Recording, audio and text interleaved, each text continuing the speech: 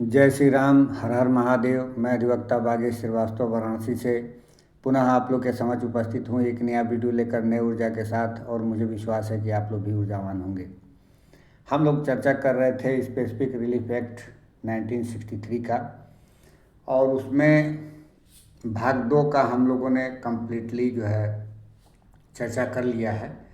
आज भाग 3 और मतलब आखिरी जो भाग है भाग 3 का अध्याय 7 और अध्याय 8 का हम लोग चर्चा करेंगे।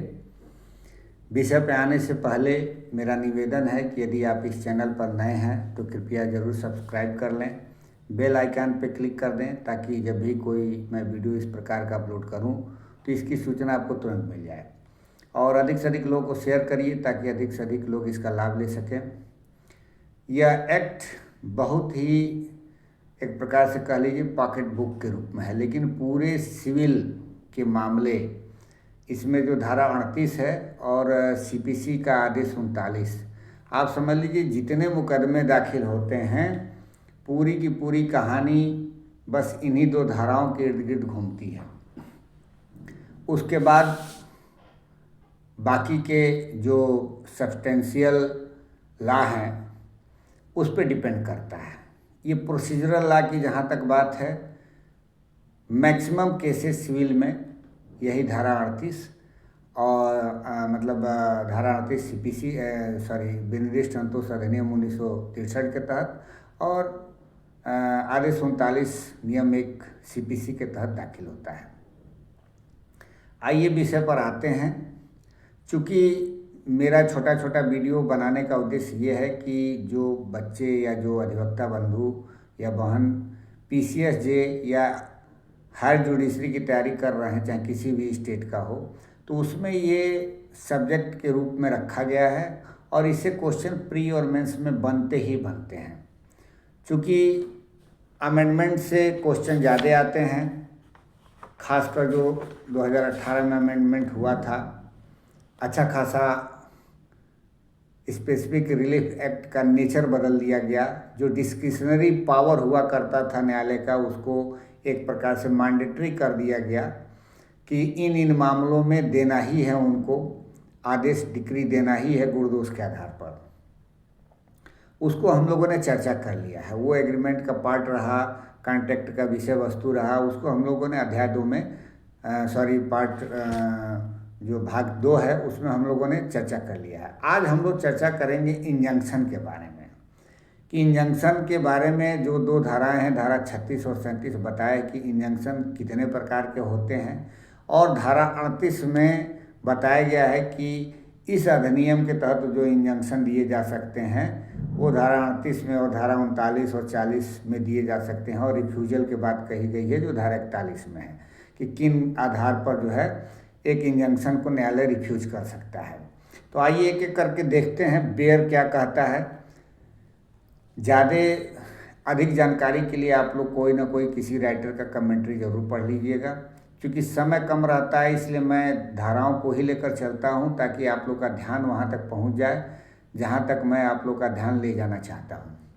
आइए, धारा 36 कहता है कि प्रिवेंटिव रिलीफ हाउ ग्रांटेड, मतलब निवारक अंतोष कैसे अनुदत्त किया जाता है। तो ये कह रहा है कि preventive relief is granted at the discretion of the court by injunction, temporary और परपेचुअल।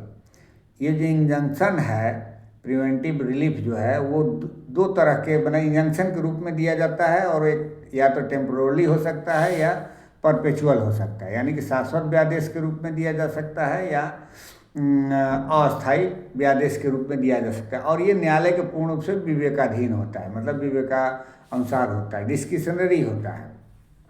अब धारा 37 अब आगे उसको और एक्सप्लेन कर रहा है कि टेम्पोररी और परपेचुअल इंजंक्शन क्या होते हैं। तो धारा 1 कह रहा है कि temporary injunction are such as are to continue until a specific time और until the further order of the court, and they may be granted at any stage of a suit and are regulated by the Code of Civil Procedure 1908। तो जो धारा 1 है ये सीधे सीधे कह रहा है कि जो अस्थायी व्यादेश है वो जिन्हें निर्दिष्ट समय तक या न्यायालय के अतिरिक्त आदेश तक बने रहना है तथा वे वाद के किसी भी प्रक्रम में अनुरोध किया जा सकता है और वह सिविल प्रक्रिया संहिता द्वारा विनियमित किया जाएगा। तो वही जो मैं आपको बार बार बता रहा था कि अस्थायी व्यादेश आदेश 39 नियम 1 के तहत जो दिया जाता है सीपीसी में, उसी की ये बात कर रहा है कि ये अस्थायी की बात वहाँ से आप ले सकते हैं, क्योंकि ये यहाँ पे जो भी मिलेगा वो परपेचुअल इंजंक्शन की बात की गई है, लेकिन डेफिनीशन ये बता दिया है कि ये होता क्या है और कहाँ से मिलेगा।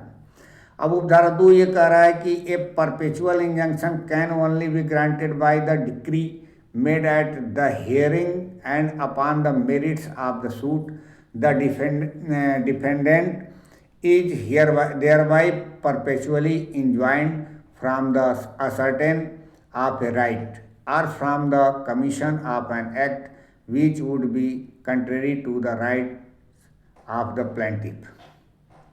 यानी कि जो अस्थायी व्यादेश होता है, जिसको शाश्वत व्यादेश कहा जाता है, वाद की सुनवाई पर और उसके गुणागुण के आधार पर की गई डिक्री द्वारा ही अनुदत्त किया जा सकता है।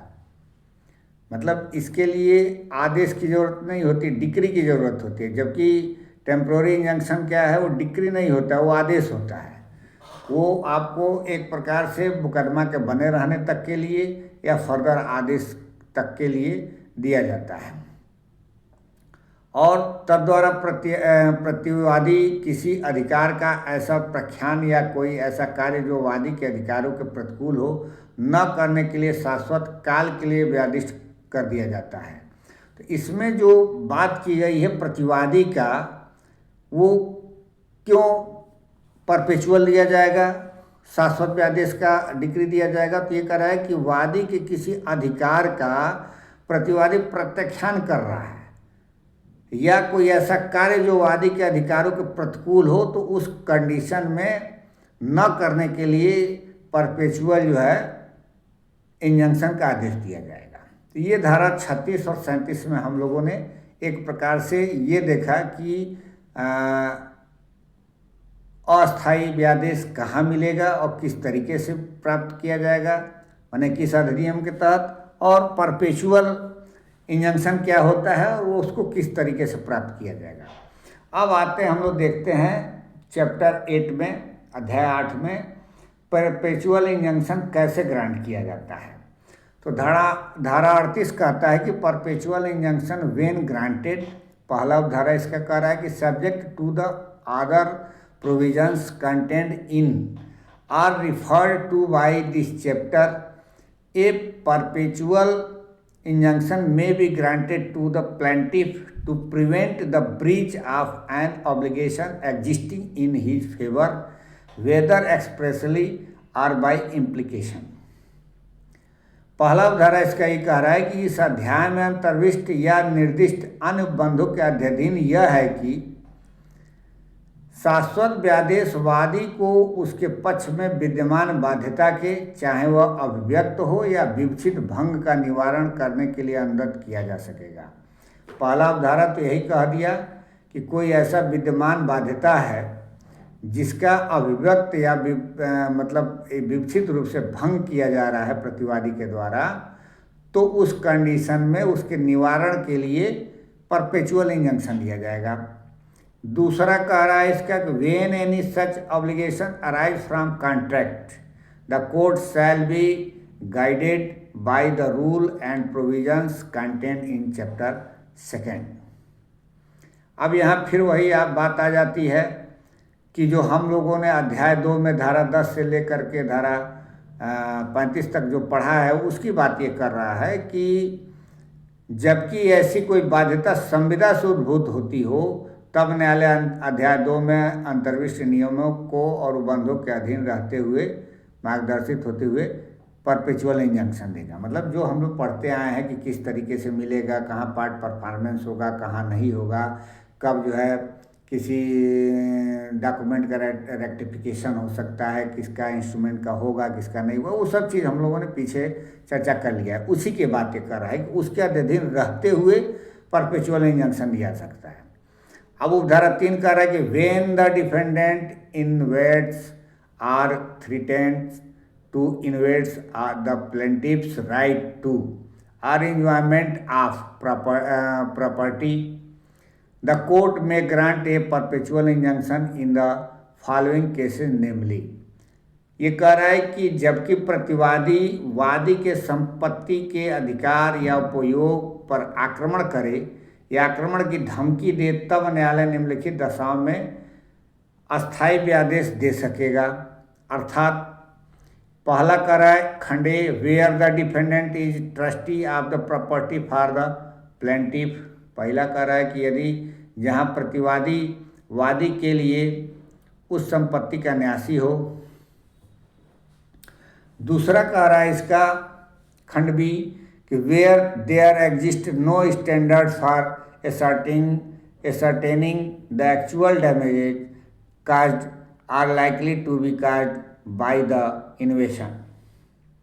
दूसरा खंड इसका कह रहा है कि जहाँ की उस वास्तविक नुकसान का जो उस आक्रमण द्वारा कारित है या जिसका उस आक्रमण द्वारा कारित होना संभाव्य है अभिनिश्चय करने के लिए कोई मानक विद्यमान न हो। तीसरा क्या कह रहा है इसका खंड C where the invasion in such that compensation in money would not afford adequate relief.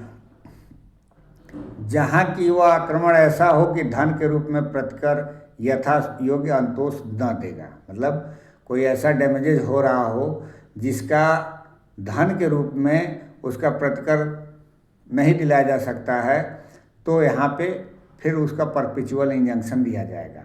D आखिरी इसका कह रहा है कि where the injunction is necessary to prevent a multiplicity of judicial proceedings. मतलब जहाँ की वाद की बहुलता को निवारित करना जरूरी हो गया है, आवश्यक हो गया है, तो वहाँ पर भी न्यायालय जो है परपेचुअल इंजंक्शन देगा।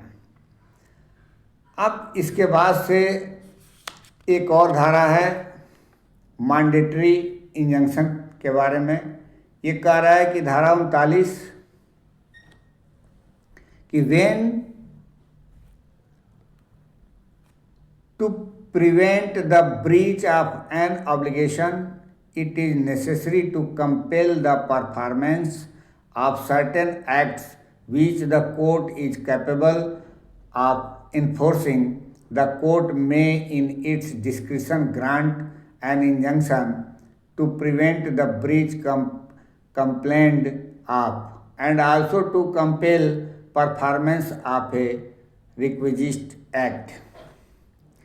अब ये धारा 39 जो कह रहा है ज्ञापक आदेश के बारे में मैंडेटरी जो इंजंक्शन है कि जबकि किसी बाध्यता के भंग का निवारण करने के लिए कतिपय ऐसे कार्यों का जिनका प्रवर्तन कराने को न्यायालय समर्थ है पालन विवश करना आवश्यक हो तब न्यायालय परिवादित भंग को निवारित करने और अपेक्षित कार्यों का पालन विवश करने के लिए भी स्वविवेक में व्यादेश अंगत कर सकेगा।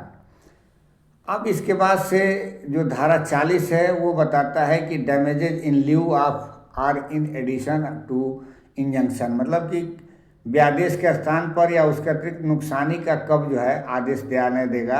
ये सब हम लोग चर्चा करेंगे धारा 40, 41, 42 का बाद में, क्योंकि वीडियो लंबा हो जाएगा। इसको हम लोग थोड़ा सा देख लेते हैं जो पहले हम लोग देखते अभी पढ़ते चले आए हैं। देखिए ये जो धारा 36 और 37 में जो चर्चा हम लोगों ने किया इसमें जनरल्स एक प्रकार से कॉन्सेप्ट बताया गया है कि इंजंक्शन क्या होता है। पहले तो वो कह रहा है कि प्रिवेंटिव रिलीफ क्या होता है, न्यायालय जो दे पाएगी। तो न्यायालय धारा 36 में बताता है कि दो तरह का प्रिवेंटिव देगी रिलीफ, एक टेम्प्रोरी इंजंक्शन के रूप में और परपेचुअल इंजंक्शन के रूप में दूसरा। अब धारा 37 उसको व्याख्या कर रहा है कि टेम्प्रोरी इंजंक्शन क्या होता है और परपेचुअल इंजंक्शन क्या होता है। तो उपधारा 1 टेम्प्रोरी की बात करता है और उपधारा 2 परपेचुअल इंजंक्शन की बात करता है, यानी कि अस्थायी व्यादेश के बारे में। तो ये एक प्रकार से प्री और मेंस का क्वेश्चन बनता है इस पे, और सिर्फ इसी के बारे में बनता है कि अस्थायी व्यादेश क्या है और अस्थायी व्यादेश क्या है। तो इसको 4 लाइन में आदमी लिख देता है और खासकर रेफरेंस देते हुए आदेश 39 नियम 1 का जो CPC के तहत आता है। अब इसके बाद से जो धारा 38 है और 39 है ये व्यादेश की बात करता है कि कब व्यादेश दिया जाएगा, मतलब यहाँ जो परपेचुअल इंजंक्शन है वो कब दिया जाएगा। तो यहाँ आपके 3 उपधाराएं हैं और तीनों उपधाराओं के अलावा जो धारा 39 है मैंडेटरी इंजंक्शन, इसको समाहित करते हुए यदि हम लोग ध्यान से पढ़ेंगे तो बहुत ज़्यादा इसका स्कोप नहीं है। मतलब कि कोई ये कहे कि हम हर बात को लेकर के एक टेम्प्रोरी इंजंक्शन दाखिल कर दें, लेकिन जो इसमें सारगर्भित बातें कही गई हैं वो एक बहुत बड़ा ब्रॉड सेंस में है। तो एक प्रकार से आपको रिलीफ भी बहुत देता है कि आप किसी कोने से आप चाहें किसी भी प्रकार का आपका जो है सिविल राइट्स का हनन हो रहा है तो आप फिर इंजंक्शन के लिए न्यायालय में जा सकते हैं। ये तीनों धाराओं में उस तरीके को समाहित कर दिया बहुत छोटे शार्ट में। लेकिन ये ज़रूर है कि जब आदमी प्रैक्टिकल में जाता है तो उसमें कन्फ्यूजन होता है और एक रटा रटाया प्रोफार्मा है कि इसमें इंजंक्शन दाखिल कर दीजिए, इसमें जो है डिक्लेरेटरी सूट दाखिल कर दीजिए। तो यही चलता आ रहा है जिसको आदमी खासकर अधिवक्ता वर्ग करता है।